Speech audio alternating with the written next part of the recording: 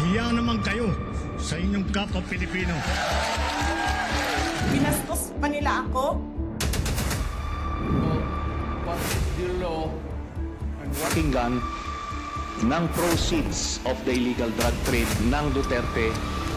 The law enforcement, the highest law enforcement official being head of PNP. Yeah. You're hiding this scoundrel, this fugitive.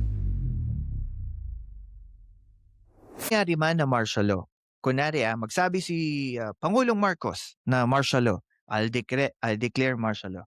Ikaw ba, on your personal capacity, would you fight against that? Even you are a pro-government. Kung magde-declare siya. Correct. And kahit may diverticulitis. Kumbaga sa at the end of the day, hindi naman tayo tanga. I'm using a strong word here. Hindi naman tayo lahat tanga. We know if martial law is coming, everyone will reject that notion. Even if there's a good reason or not.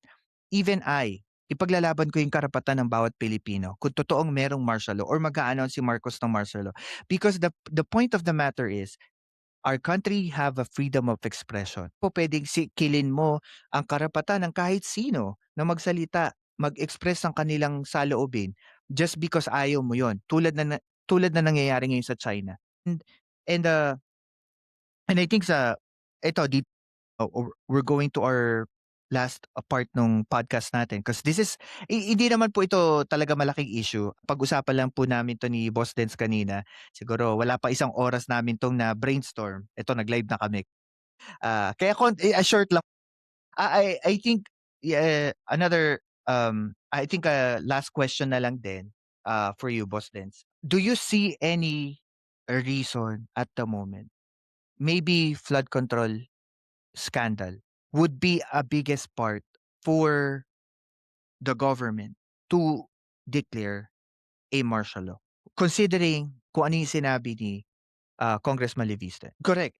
I think before anything else, Boss Dens, thank you.